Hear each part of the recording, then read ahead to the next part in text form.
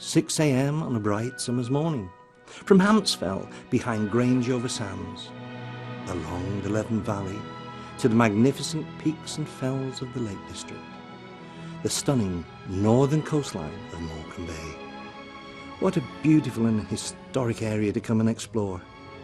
The second largest bay in England, with an ever-changing coastline, guarded in the north by the stunning Lake District, hiding islands complete with a castle and a king, wildlife sanctuaries and miles of beautiful beaches, historic towns such as Uverston and Dalton, industrial towns such as Barrow in Furness, and the genteel Victorian and Edwardian town of Grange Uverston, basking in the mild and balmy climate of Morecambe Bay's south-facing slopes.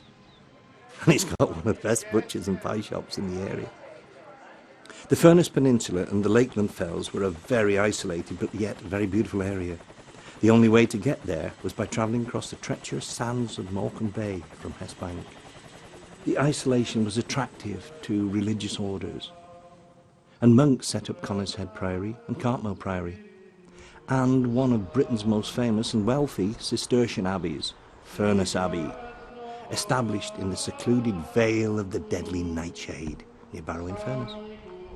The magnificent ruins are one of the most visited tourist attractions in the northwest. William Wordsworth visited, although he wasn't too happy with the fact that the railway line ran right through the grounds, built, as he says, by profane despoilers. In the area, monks discovered one of the most valuable natural resources, high-quality hematite, iron ore. Add that to the other natural resources of limestone, coal, charcoal, and you have the beginnings of the great iron, steel and shipbuilding industries that were to follow.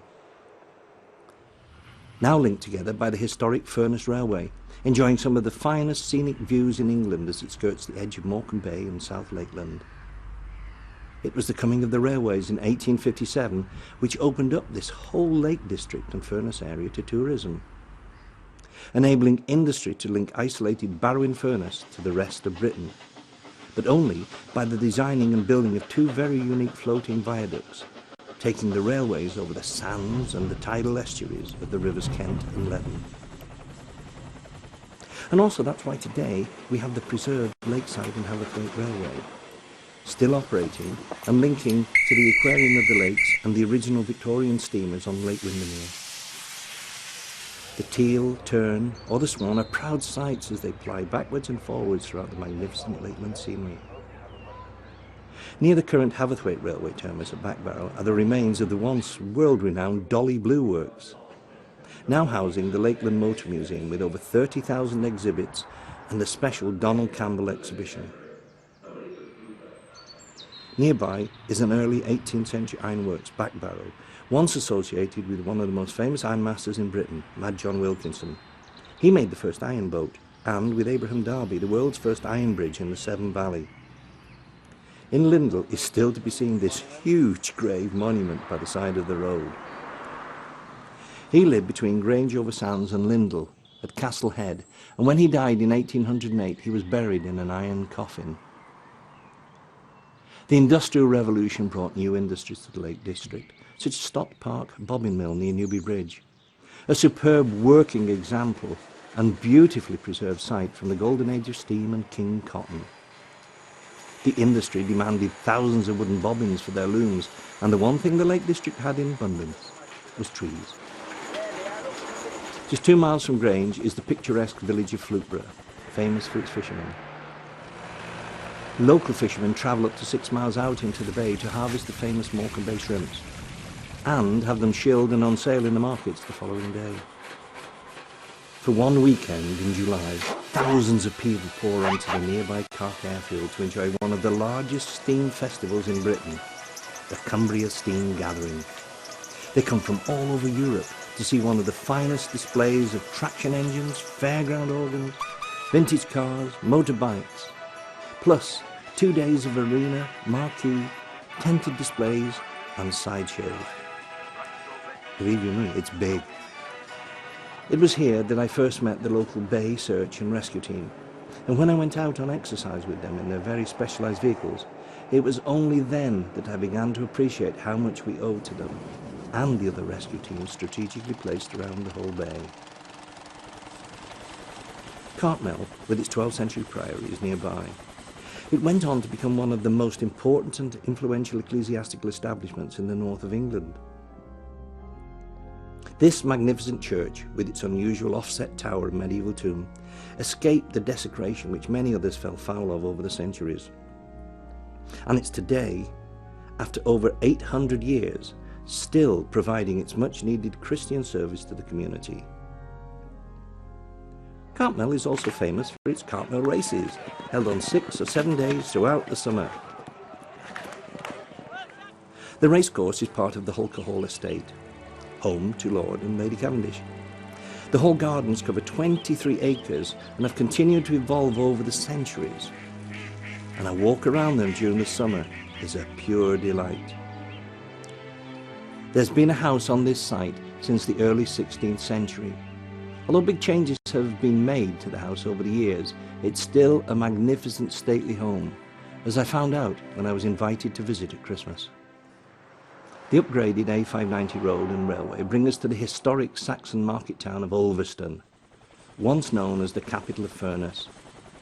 It's a town seemingly full of activity, with its festivals, markets and social activities. Its tiny streets and ginnels cry out to be explored. I was very lucky to be present when the townsfolk turned out in their thousands to honour their favourite son, Stan Laurel of Laurel and Hardy fame, who was born here. And you can't help but notice the white 100-foot-high Hode monument up on the hill behind the town, and which is visible from the other side of the bay. It has recently been beautifully restored and is dedicated to the son of the town, the famous Arctic explorer and cartographer Sir John Barrow. He was born in a tiny little cottage at Dragley Beck. The monument stands guard over England's shortest, widest and deepest canal, which was built to link the town to the sea. And close by is the home of Cymru Glass, where you can watch the sparkling crystal being made before your very eyes. At Canal Foot, you're presented with the most magnificent view across the bay to Chapel Island, where monks from the nearby Conishead Priory used to provide spiritual refuge for the tired Cross Bay travellers. I walked across there one day, a thoroughly enjoyable experience, in the company of Jack Layfield and 2 of his friends. Nearby is Swarthmoor Hall, once the home of George Fox, the founder of the Society of Friends, the Quakers. You must go and visit this largely Elizabethan house, with its mullioned windows, panelled rooms, period furniture, and the beautiful oak staircase.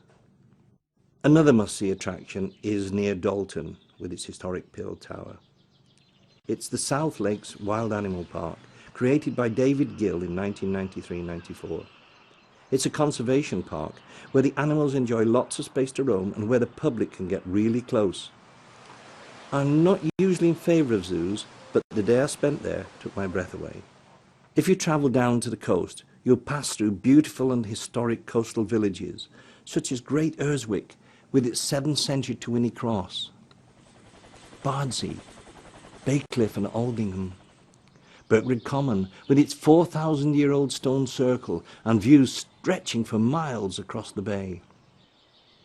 Another must-see attraction, the working and privately owned historic 18th century Gleaston watermill with its 18-foot water wheel. It's got a pink pig shop and an excellent tea room. If you travel to the once terminus of the Furness Railway at Roa Island, you'll be overlooking Peel Island. From the jetty at Roa Island, you can get the tiny ferry boat to Peel Island and explore the remains of the castle. It's even got its own king. Well, he is a publican as well. I can't say that I'm too impressed with Barrow in Furness, but another must-see place is the Dock Museum. It tells of the history of Barrow, has excellent displays and a staff who bend over backwards to be helpful.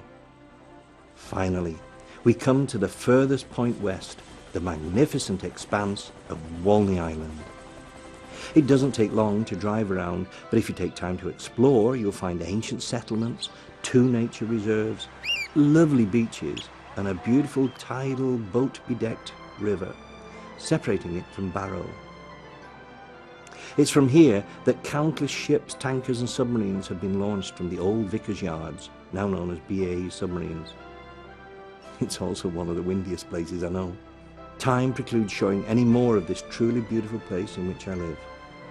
But with much more beauty and heritage to see, you must admit that now is the time to visit the Lancashire coast north of the Sands.